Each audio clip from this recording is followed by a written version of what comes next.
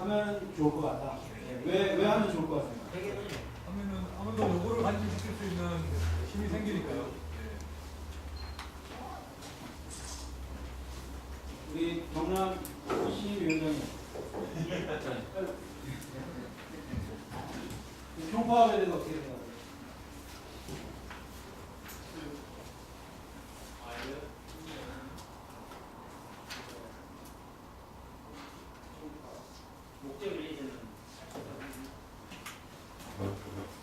네, 저기 하면은 잘 될 것 같습니다. 총파업에 대해서.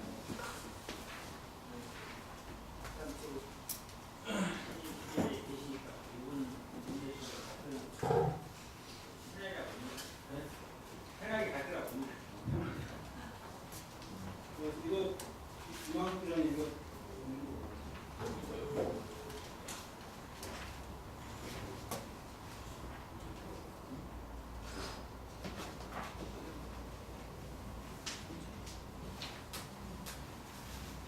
예, 작년에 12월에 비정규직법 대책이 발표됐고요.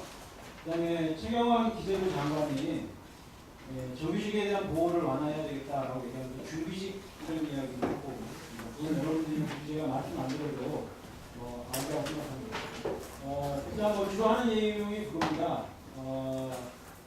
기업들이 한 번 뽑으면은 정규직도 끝까지 다 데려가야 되기 때문에 고용이 늘지 않는 게 정규직 채용을 주저하게 돼서 그런 거다. 이렇게 얘기했고요. 그다음 60대 정년이 제도화된 만큼 노동시장의 유연화를 통해서 기업의 부담을 완화해줘야 된다. 그래야지 일자리가 많이 창출된다. 이렇게 이야기를 했는데 그 일자리는 비정규직으로 좀 늘리는 이런 일자리를 하고 있습니다. 네, 지금 말씀드린 거. 그리고 12월 29일 날 비정규직 종합대책을 발표했습니다.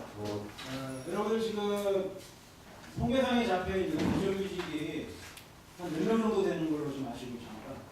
전체 저희가 옛날에 1000만 노동자를 했고 지금 2000만 노동자라고 하고 있는데요.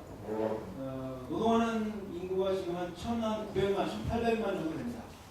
여기서 지금 비정규직이 한 몇 명 정도 됩니다. 대신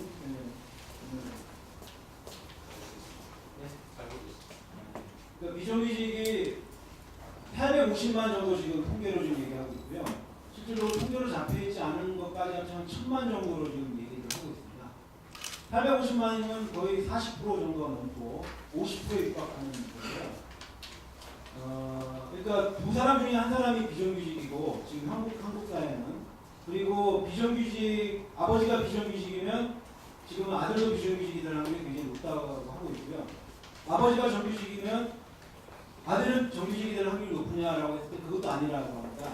앞으로는 아버지가 정규직이어도 아들도 자식들도 지금 비정규직이 될 확률이 굉장히 높은 게 저는 한국 사회의 현실인데요.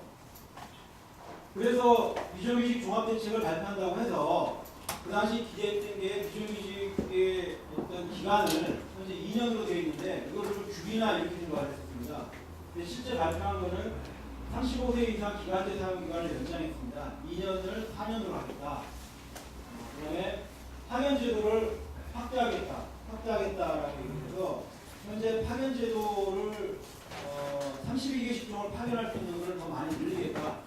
이렇게 해서 55세 이상에 대해서 파견 제한을 삭제하겠다고 했습니다. 근데 지금 정년이 60세로 저희가 2016년부터 늘어나잖아요. 정년이 늘어남에도 불구하고 55세 이상 파견 제한을 삭제하겠다는 것은 정년이 늘어도 사실 아무 의미가 없다는 겁니다. 정년이 늘는다는 자체가 아무 의미가 없죠. 그 다음에 불법 파견을 합법화, 파견 직종을 좀 더 늘리겠다는 지금 얘기입니다.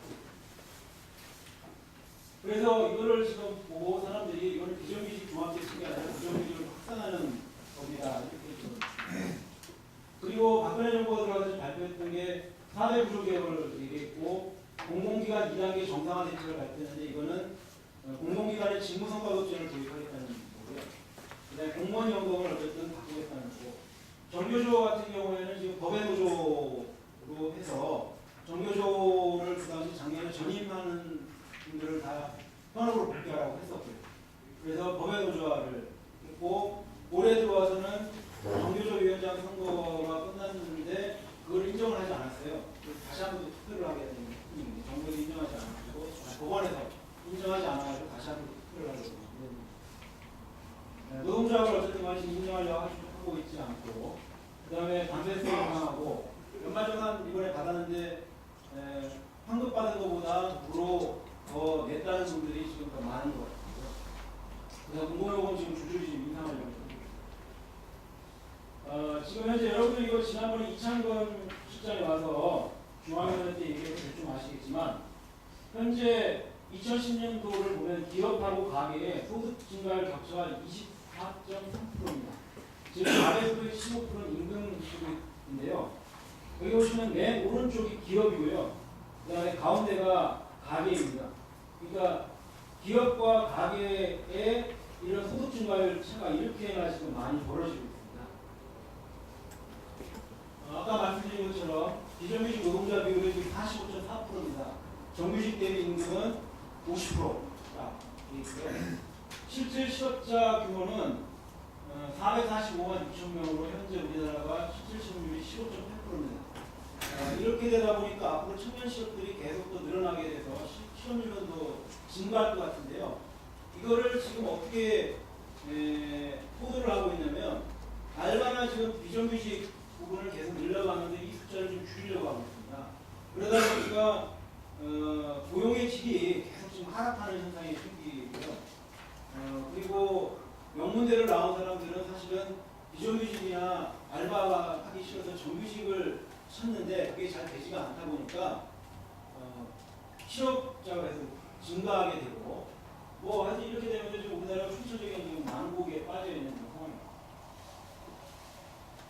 그래서 지금 현재 한국 경제가 상당히 지금 어려운 상황을 박근혜 정부는 무엇으로 돌파하려고 하고 있냐면, 굉장한 부자 증세는 하지 않는 것을 기본적으로 깔아놓고 있고요. 재벌의 법인세를 인하시킨 걸 다시 원상회복시키지 않는 것을 기본으로 깔아놓은 상황에서 어쨌든 간에 기업이, 흔히 말해서 기업이 일하기 좋은 나라를 만들겠다라고 얘기를 하면서 고용의 질을 계속 지금 떨어뜨리려고 하고 있습니다. 그래서 이제 뭐 법 개정을 지금 하려고 하고 있고요. 그래서 법 개정뿐만 아니라 가이드라인으로 관찰할 것이라고 이렇게 되는데, 이 얘기는 뭐냐면, 저희가 2011년도에 타임오프가 발표가 됐을 때 법 가이드라인을 먼저 지침이 먼저 내려왔었죠. 그때 타임오프 때. 그래서 그 가이드라인을 보고 그 당시 이제 각 단사에서 인단협을 그걸로 진행을 했어요. 그래서 지금도 어쨌든 간에 가이드라인을 노동부에서 작성해서 보내면 이제 그걸 가지고 아마 인단협 때 아마 다 들고 나오지 않을까 싶은 이런 생각입니다. 네, 이거 쭉 보시면. 그래서 지금 현재 2015년 내에 법개혁을 하고, 법개혁이라는 건 아까 비정규직법 종합대책 발표한 것처럼 그거를 이제 해서 법을 좀 바꾸려고 지금 하고 있고요. 인단협을 지금 현재 해서 인단협을 다 바꾸려고 하고 있습니다. 그 다음에 계속해서 박근혜 정부가 얘기하는 게 뭐냐면, 정규직과 비정규직 간에 이간질을 계속 시키고 있습니다. 정규직 같은 경우에는 뭐 임금이 너무 높고 고용이 너무 보장되어져 있기 때문에 비정규직이 들어갈 수 있는 여력이 너무 적다. 그래서 정규직의 고용의 유연화를 시켜가지고 비정규직이 뭔가 그 안에 들어가야 된다, 이렇게 얘기를 하고 있는데, 사실 좀 말이 좀 안 되는 거죠. 그래서 어쨌든 간에 이런 식으로 공세를 지금 하려고 지금 하고 있습니다. 지금 한국 경제가 저임금의 저성장의 고시력의 구조로 지금 가고 있습니다. 그래서 이런 경제 위기가 좀 장기화되고 있는데요. 장기화되는 경제 위기를 아까 말씀드렸듯이 쉬운 해고와 낮은 임금, 비정규직 양산 정책을 통해서 이 경제 위기를 극복해 가려고 하고 있습니다. 근데 여러분들도 잘 아시다시피 그리스 같은 경우가 경제 위기가 와서 그 경제 위기를 돌파하기 위해서 했던 방법이 뭐냐면 긴축 정책이었습니다. 긴축 정책. 그런데 긴축 정책을 했는데 그 긴축 정책은 또 다른 긴축을 낳고 계속 긴축을 놔서 유럽에서 돈을 규제금융을 했는데 그 돈이 보관대가 없는 상황이 되어버렸어요. 그러다 보니까 이번에 그리스의 시리자가 이제 집권을 하게 됐죠. 그래서 시리자가 내세운 게 뭐냐면 긴축을 하지 않겠다는 얘기입니다. 일례로 아이슬란드 같은 경우도 그리스와 비슷한 경제 위기가 왔었는데요. 아이슬란드는 경제 위기를 극복한 게 긴축이 아니라 실업률을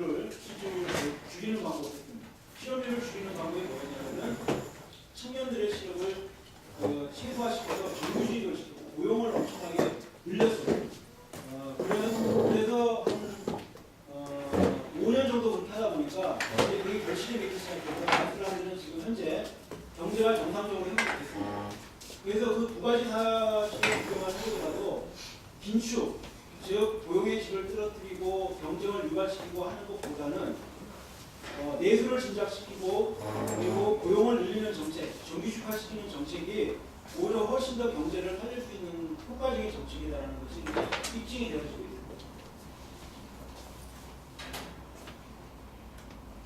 예, 그래서 어쨌든 간에 이 박근혜 정부는 지금 어쨌든 이것을 계속 밀어붙이려고 하고 있습니다. 밀어붙이려고 하고 있는데 민주노총에서는 최저임금 1만 원 쟁취를 지금 전면에 내세웠습니다.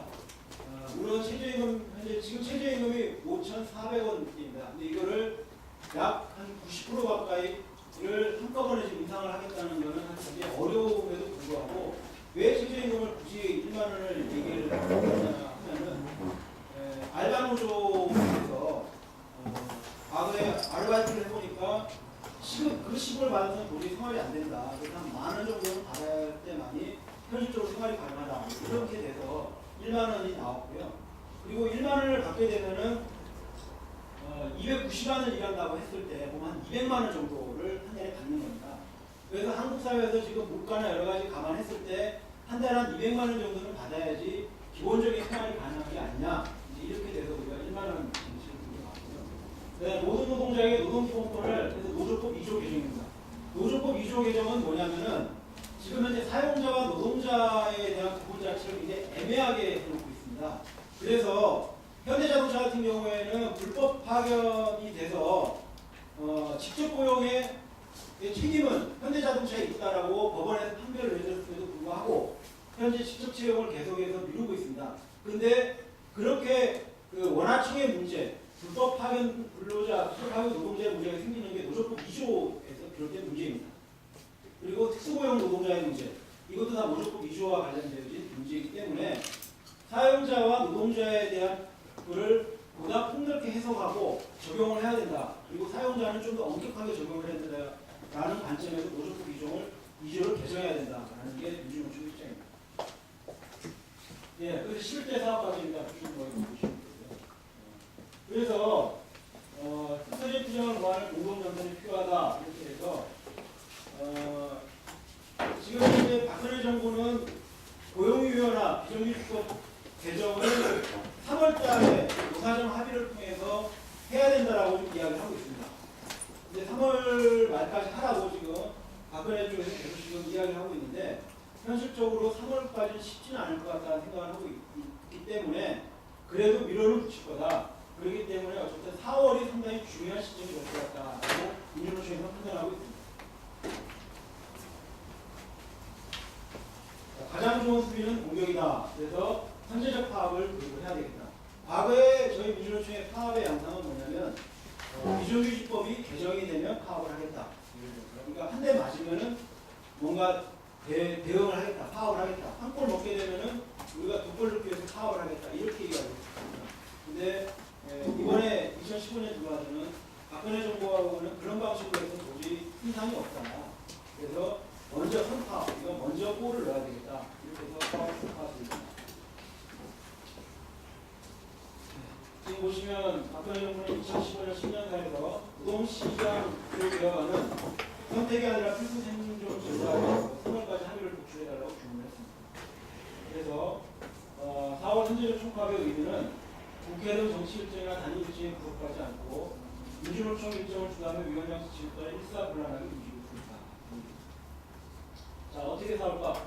그래서 이거는 3, 4월에 집중하고 4월 상반기 총파업 투쟁을 시작을 해서 4월부터 시작된 투쟁을 올 하반기까지 끌고 갈 생각입니다. 그래서 11월, 12월까지 끌고 갈 생각이어서 결국 11월, 12월에 노동관련법 전면 재개 투쟁까지 가겠다. 이렇게 생각합니다.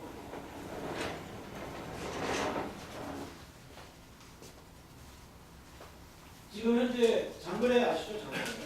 지금 현재 장거래 살림 운동본부를 통해서 즉 장거래 살림 운동본부는 민주노총뿐만 아니라 제 시민사회단체가 다 들어가 있습니다. 그래서 장거래 살리기 운동본부에서 비정규직의 문제점을 전 사회적인 운동으로 확산시키자.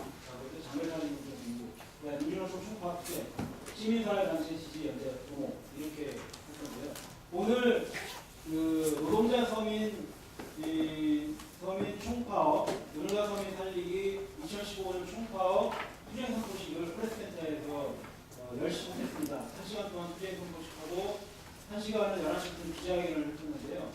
66개 시민사회단체가 참여를 했고, 그리고 많은 기자들이 방송사국을 투쟁하는 방식을 참여했습니다.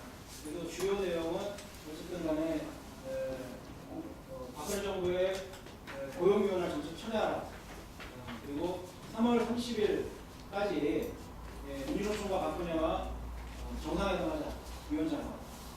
그래서 정상회담을 통해서 현재 문제점들에 대해서 심도 있게 논의하자. 이것을 받아들이지 않으면 4월 총파업을 하겠다. 이런 내용으로 기자회견을 했습니다. 퇴근을 하셔서 텔레비전 보시기, 뉴스 보시기 바라고. 예, 그래서 지금 현재 민주노총에서 장거리 달리기 운동 보고 아까 말씀드린 것처럼 최저임금 1만 500만 서명운동을 할 예정입니다. 지금 세월호 같은 경우에 저희가 서명을 몇 명 받는지 아세요? 세월호가 한 600만 정도 받았습니다. 600만 받을 때도 사실은 되게 힘들었어요. 되게 힘들었고 유가족분들이 정말 헌신적으로 하고 주변에 도와주시는 분들 헌신적으로 600만 정도 받았는데 지금 그래서 세월호도 600만 받으라고 그렇게 힘들었는데 최저임금 1만 500만을 어떻게 받겠느냐, 정말 무지 힘들 것 같다, 이런 얘기가 있었는데, 근데 사실 최저임금 1만 원은 또 세월호는 자기와 관련된 직접적인 문제가 아니었잖아요. 최저임금은 자기와 관련된 문제거든요. 그래서 어떻게 보면 이게 더 수월하고 잘 될 수도 있다, 이런 얘기입니다. 그 다음에 어쨌든 간에 지금 현재 한상준 집행부는 다 구속하고 지금 뭐 이걸 다 가보하고 있더라고요. 진짜 저한테 좀 얘기해주셨어요. 지금 80억을 지금 기금을 조성하겠다라고 지금 얘기하고 있고요. 그래서 이걸로 통해서 이제 희생자 대책 기금을 발행하겠다. 이게 1만 원 이상인데 지난번 대대 때 비정규직 1만 원이 좀 부담스러운 거 아니냐? 5천 원 이상. 그래서 단위에서 어쨌든 간에 1만 원씩 투쟁기금, 총파업기금을 하는 게 쉽지는 않을 것 같은데요. 이 부분도 확실하게 좀 해주시기 바랍니다. 예, 주요 일정입니다. 여기 좀 잘못 나오는데 쭉 보시면 되고 3월 19일 단위적으로 대표적 회의는 3월 6일이 아니라 3월 19일입니다. 3월 19일날 중국권에서 단위적으로 대표적 회의를 금요일날 할 예정입니다. 전임 이상은 다 참석해 주시길 바라겠습니다. 그 다음에 총파업을 위한 조합원 총투표 실시합니다. 조합원 총투표는 3월 말, 3월 23일부터 3월 말까지 할 예정이고요. 그래서 4월 2일 날 총투표 결과를 공개할 예정입니다. 그래서 총투표를 하는 방식은 일단 제조 공장 같은 경우는 투표함을 녹화할 거고요.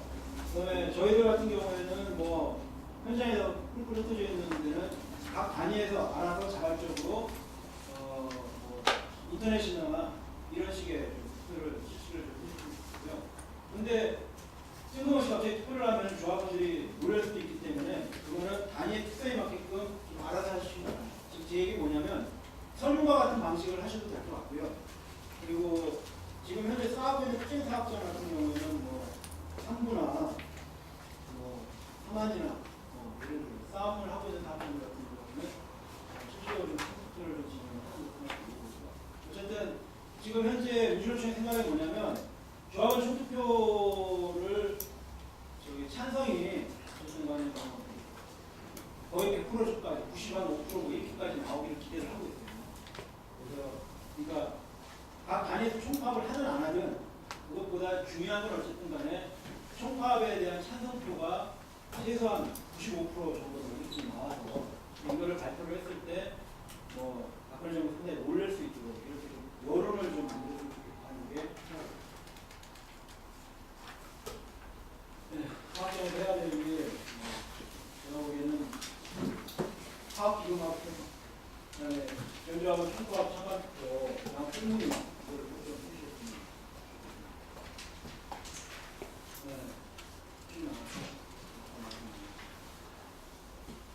총파업은 어렵다고 뭐 이렇게 좌절 이제 포기해서 대출을 그냥 설명하는 그렇죠? 2015년은 우리에게 어떤 시기인가 보면은 선거, 전국 선거가 없습니다. 근데 보궐선거가 또 있어요. 그래서 각종 대학 정책 강행 기회를 박근혜 정부는 보고 있고 정치 이슈보다 이데올로기는 지금 왜냐하면 지지율이 워낙 낮다 보니까 뭔가 이거를 이 국면을 돌파를 하려고 박근혜 정부는 계속 하려고 하는데 사실은 그 돌파가 어쨌든 뭐 이런 고용위원하고 이런 것 같아요. 국정운영 부정평가가 뭐 50대 대호경부터 등 돌리고 지금 경제가 정말 어렵고 힘들잖아요.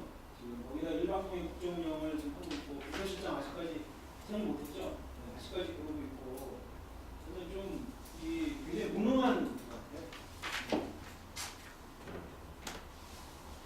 그래서 우리가 이렇게 제대로 이겨본 적이 없는데 어쨌든 96년, 97년도 고개투쟁 때는 저희가 사실 이겼잖아요. 그 이겼던 힘도 어쨌든 간에 우리 민주노총 중에 절박하다. 그리고 우리가 절박해서 꼭 이 출합을 하지 않으면 이 노동법을 계약을 막아낼 수 없겠다라는 이 절박함이 있을 것 같아요. 근데 지금 어쨌든 간에 한국 교회는 계속 위기가 오고 있고 그 민주노총도 좀 절박함이 있기 때문에 이번 출합을 96, 97년 노개투쟁처럼 승리할 수 있는 가능성이 있는 게 아닌가 이런 생각을 하고 있고 이건 뭐냐면 비행기가 떴는데 저렇게 새 대가 날아들면 비행기가 다시 착륙을 하더라고요. 아무리 큰 무서운 힘을 가진 권력이라도 우리가 저렇게 촉수로 갖다 붙이면 네, 2008년 NBA 광물제어를 축구를 사십니까? 2015년 가만히 축구를 주는 예, 그래서 어쨌든 간에 이번에는 어쨌든 파업은 사실은 이게 정치 파업입니다. 그리고 박 부장님은 이번에는 파업이 불법인가요?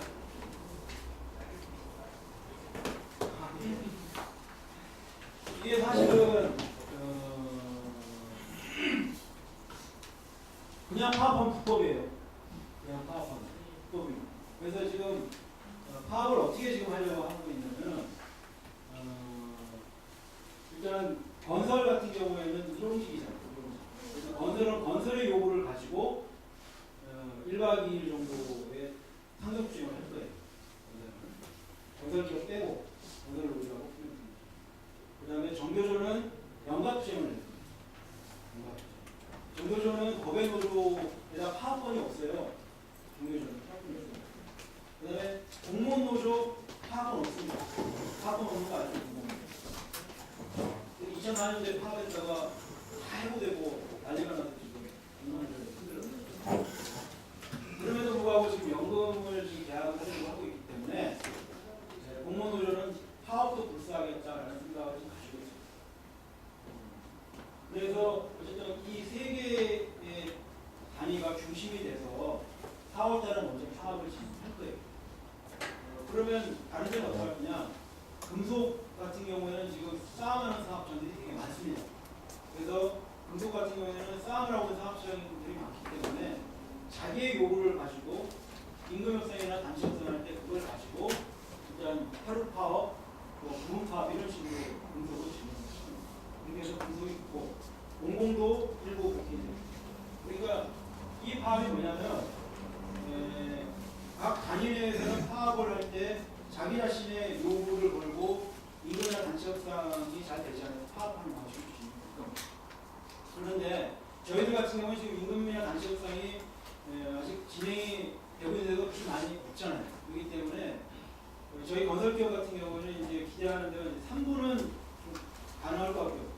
가면이랑 어떠십니까? 임금 체불이나 뭐 이런 문제로 그러면은 최소한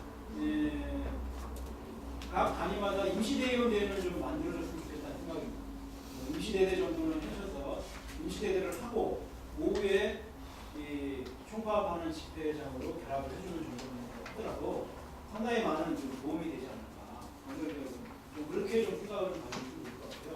그래서 이 4월달 파업이 이게 보조가 되어지고 그리고 박근혜 정부에서 고용위원회를 밀어붙여가지고 막 그 가이드라인 발표하고 국회에서 이거를 통과시키고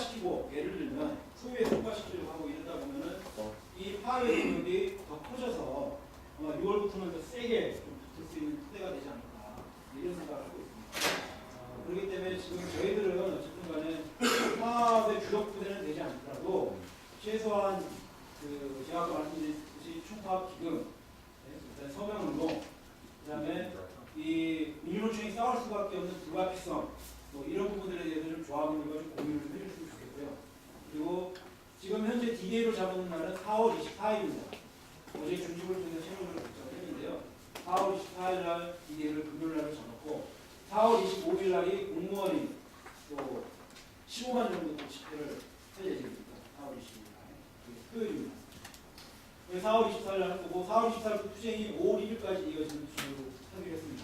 그래서 4월 24일 날은 서울 집중은 하지 않고 각 지역별, 즉 공장을 멈추는 투쟁이기 때문에 제조업은 수도권은 서울 집중, 그다음에 나머지는 지역에서 그렇게 해서 사업을 진행시켜서 5월 1일 날은 다 서울 집중.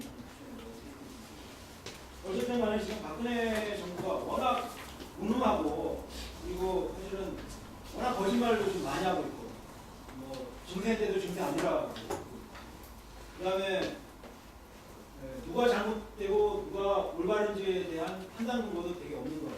사실 보면 지금 세월호 유가족들이 산모일배하고 그러잖아요. 근데 사실 산모일배 일종이 되게 고통스러운 거예요. 그러니까 해고 노동자들이 모체픽을 하고 그랬습니다. 근데 이게 굉장히 몸이 힘든 건데 그 사람들이 사실은 숙제하고 몸에 고통을 줘야 될 이유가 하나도 없는 거잖아요. 오히려 박근혜가 무능하고 그리고 우리나라 경제를 이렇게 위기로 몰아넣고 있으면 그 사람이 보행을 해야 되고 국민들한테 숙제를 해서 산보일배를 해야 되는데 한국 사회는 이상하게 선한 사람들이 죄인이 되는 그게 좀 잘못된 것 같습니다. 어쨌든 간에 좀 이런 분위기, 이런 사회적 분위기 그리고 잘못된 것을 올바로 잡을 수 있는 이런 계기가 되면은 4월 민주주의